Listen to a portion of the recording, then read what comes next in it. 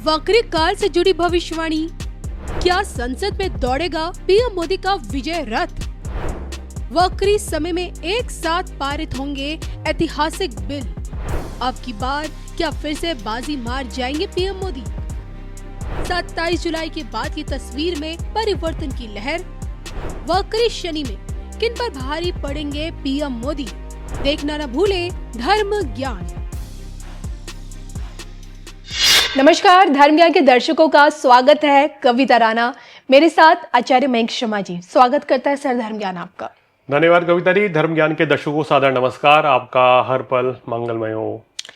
आज बात होगी देश के प्रधानमंत्री नरेंद्र मोदी जी की, और वो इसलिए क्योंकि 26-27 जुलाई से शनि वक्री हो रहे हैं, और शनि है जिन्होंने मोदी जी को मतलब फर्श से अर्श तक पहुंचाया है। और यही कारण है कि जब 11 दिसंबर तक, यानी कि इस साल के अंत तक जब तक शनि वक्री रहेंगे, उनके इसी वक्री काल में पीएम मोदी की परेशानियां बढ़ेंगी या फिर कम होंगी।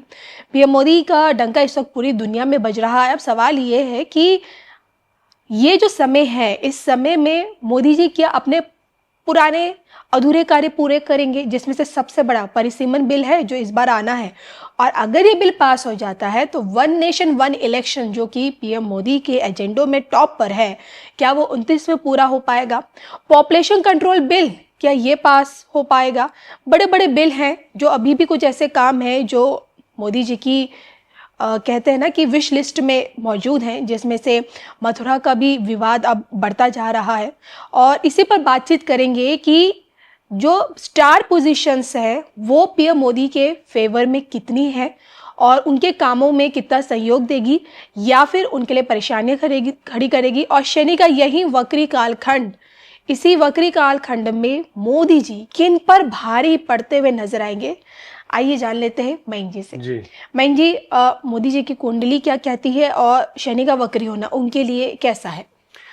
देखिए कविता जी, ज्योतिष में एक बात कही गई है कि महादशा अंतरदशा कोई भी चल रही हो, लेकिन अगर गोचर खराब हो गया, गोचर अशुभ हो गया, तो परेशानियां बढ़ती हैं, दिक्कतें बढ़ती हैं।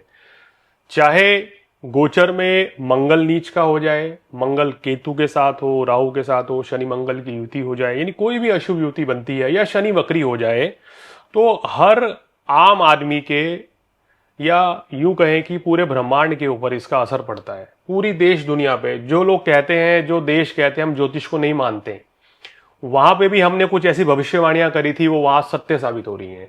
तो ग्रह नक्षत्र तो देखिए, देश प्रदेश देखकर तो काम नहीं करते ना। अगर सूर्य की प्रकाश पड़ रहा है तो पूरे विश्व पे पड़ेगा। गर्मी लग रही है, सबको लगेगी, ठंड लगेगी, सबको लगेगी। इसी तरह से ग्रह नक्षत्र जब परिवर्तन करता है तो दुनिया के ऊपर बड़ा असर देखा जाता है। शनि वक्री होने का मतलब यह है कि उथल पुथल मचना, हड़बड़ाहट, जल्दबाजी में गलत कार्य कर देना, अति उत्साह में आके कोई कार्य कर देना और बड़ा नुकसान उठा लेना। तो यहां पर इस तरह की हरकतें होती हैं। तो इस काल में थोड़ा सा संभल के तो चलना होगा सभी को। और ये जो वक्री चाल रहेगी, इस दौरान मंगल भी नीच के रहेंगे आने वाले समय में, सूर्य केतु की युति भी बनेगी, और फिर उसके बाद सूर्य भी नीच के रहेंगे। क्योंकि 27 जुलाई से जो आपने डेट बताई है और 11 दिसंबर तक, ये बहुत महत्वपूर्ण समय है। यानी कि अंतिम 6 वर्ष जो हैं, ये देश दुनिया के लिए बहुत इंपॉर्टेंट है। अगर समझदारी भरे निर्णय से नहीं चला गया तो काफी कुछ नुकसान भी हो सकता है विश्व स्तर पर। शनि की स्थिति ये बता रही है। यानी कि अगर समझदारी रखी तो चीजें ठीक और बैलेंस रहेंगी, अगर समझदारी नहीं रखी तो चीजें खराब हो सकती हैं बहुत ज्यादा। बिल्कुल। देखिए मयंक जी, मैं समझना चाहूंगी कि जब तक शनि वक्री हैं तो क्या ये समय मोदी के लिए कहर बनकर बरपेगा?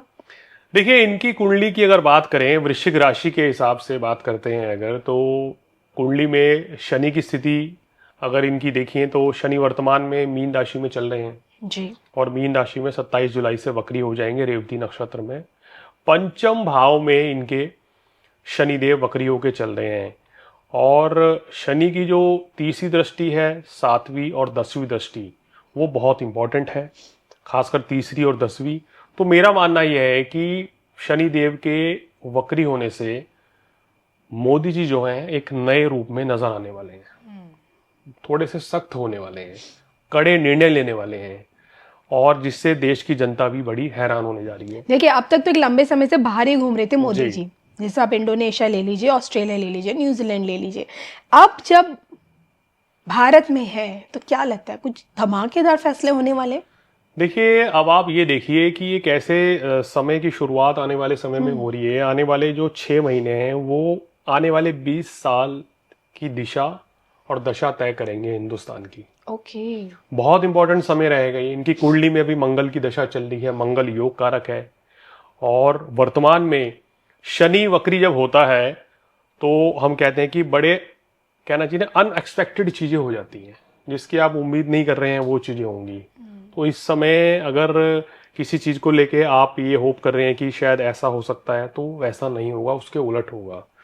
तो मेरा मानना यह है कि मोदी जी के लिए ये समय बहुत अच्छा है, और ग्रह दशा, गोचर, वो सब उनको एक सकारात्मक संकेत दे रहा है उनके ग्रह नक्षत्रों की। जी। और मैंने आपको पहले भी कहा था, धर्म ज्ञान पे हमारे दर्शक पुरानी वीडियो उठा के देख लीजिए, मैंने कहा था कि जैसे ही बृहस्पति कर्क राशि में आएंगे तो मोदी जी का जलवा जो है ना वो बढ़ जाएगा। विश्व स्तर पर, हिंदुस्तान में उनका रुतबा बढ़ेगा, और कुछ बहुत अच्छे अच्छे कार्य इस काल में होंगे।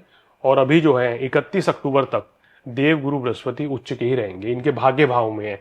भाग्य भाव में जब कोई ग्रह आता है कविता जी, तो अब आप ये समझिए कि भाग्य और कर्म का चोली दामन का साथ है। मोदी जी कर्मशील व्यक्ति है, कर्म में बिलीव करते हैं। जी। अगर उनका भाग्य उनका साथ दे गया तो जो वो चाहते हैं वो 101% होके रहेगा। दुनिया की कोई ताकत रोक नहीं सकती है। देखिए, सबसे बड़ा सवाल ये है कि जब तक शनि वक्री रहेंगे उस दौरान देखिए मानसून सत्र भी आएगा। जी।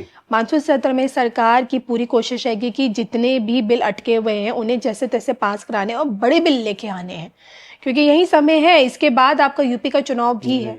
तो मैं समझना चाहती हूँ कि मानसून सत्र में जो भी बिल आएंगे, क्या उसमें मोदी जी की जीत, उन्हें ऐतिहासिक जीत मिल पाएगी इस बार के मानसून सत्र में? देखिए, ये जो समय रहेगा, जैसे मैंने कहा ना कि शनि जब वक्री होते हैं तो वो चीज हो जाती है जो हमें सोची भी नहीं है। बड़ा तो आप समझ लीजिए कि चेंज होने वाला है, ओके। परिवर्तन होगा, कानून बदलेंगे, नए कानून आएंगे, नए बिल पास हो जाएंगे, इवन सारे बिल पास होंगे जो इस समय इस घटनाक्रम के दौरान 27 जुलाई से लेके 11 दिसंबर तक की मैं बात कर रहा हूं। ये समय एक बड़ा ऐतिहासिक और बड़ा परिवर्तनकारी समय रहेगा, और कई विपक्षी पार्टियों को बड़ा झटका भी लग सकता है इस दौरान। और क्योंकि इस समय पे बात करें तो मोदी जी की साख बढ़ेगी। जो ये प्लानिंग करना चाह रहे हैं, या जो ये प्लानिंग पिछले कुछ वर्षों से नहीं कर पा रहे थे, वो इस समय पूरी हो सकती है। और शनि वक्री चलेंगे तो कहते हैं ना कि सख्ताई बढ़ेगी, दंड मिलेंगे लोगों को, गलत कार्य जिन्होंने की है उनको सजा होगी, और कुछ और चीजें एक्सपोज हो सकती हैं। तो कुल मिला के यह है कि बड़ी उथल पुथल वाला समय रहेगा, और सरकार जो है बिल पास कराने में इस समय कामयाब रह सकती है। ग्रह नक्षत्र तो ये संकेत दे रहे हैं। तो आपको क्या लगता है कि 29 में वन नेशन वन इलेक्शन के तहत चुनाव होता हुआ नजर आ रहा है आपको? देखिए, इसकी संभावनाएं बहुत ज्यादा दिखाई दे रही हैं। अगर भारतवर्ष की कुंडली की बात करें और मोदी जी की कुंडली की बात करें, तो इस तरह की संभावनाएं बहुत ज्यादा दिखाई दे रही हैं कि ऐसी चीजें होती हुई नजर आ रही हैं। और मैंने एक सोशल मीडिया पे वीडियो भी डाला था। अगर बात करें तो 2 वर्ष हो गए हैं कि 2024 से 2027 तक जो है वो भारत की तस्वीर पूरी तरीके से बदल जाएगी। वो मैंने शनि के मीन राशि में आने को लेके ही बोला था, क्योंकि इतिहास गवाह है कि जब जब शनिदेव मीन राशि में आए हैं तो दुनिया में बड़ा परिवर्तन हुआ है। जब पहले शनिदेव मीन राशि में थे आज से 30 साल पहले, तो उस समय कहना चाहिए इंटरनेट और इन सब युग की शुरुआत हुई, बड़ा परिवर्तन आया। जो चीजें पहले रजिस्टर्स में होती थी वो सब टेक्नोलॉजी में चली गई, कंप्यूटर में शिफ्ट हो गई है।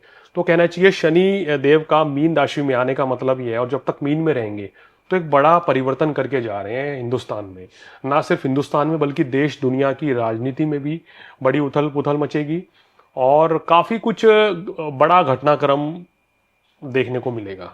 चलिए, जाते जाते बस एक ही सवाल है, जब भारत तरक्की की उड़ान भरेगा तो इसी उड़ान पर ग्रहण लगाने का काम जाहिर सी बात है कि दुश्मन करेंगे, तो कहीं कोई आतंकी हमला इस दौरान शनि के वक्री काल में?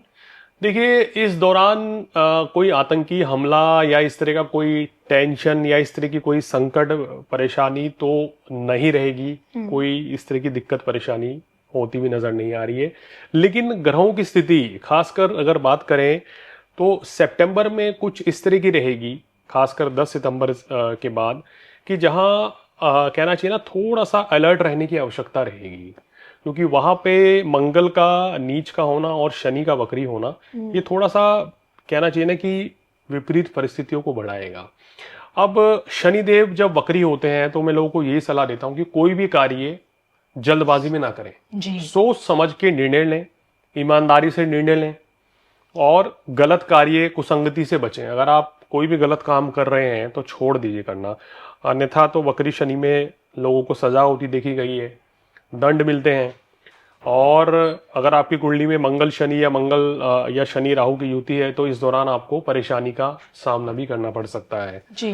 तो इसलिए थोड़ा संभल कर चलने की आवश्यकता रहेगी। देखिए, भारत में कोई संकट नहीं है, लेकिन अगर बात करें विश्व पटल पर शनि के वक्री होते ही तो, और सूर्य केतु की युति होने वाली है, मतलब कि अगले आप देखेंगे 15 अगस्त के बाद से, तो बड़ा उथल पुथल मचेगी।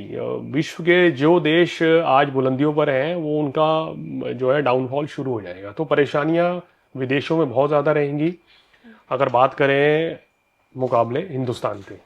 चलिए, तो ये थे मिर्जा मयंक शर्मा जी, जिनसे मैंने समझने की कोशिश की कि शनि का वक्री कालखंड खासकर देश के प्रधानमंत्री नरेंद्र मोदी के लिए क्या कुछ नई सौगात लेकर आ रहा है। और उम्मीद करूंगी कि आपको ये वीडियो ज़रूर पसंद आए। मुझे मयंक जी को दोनों को अनुमति दीजिए। नमस्कार।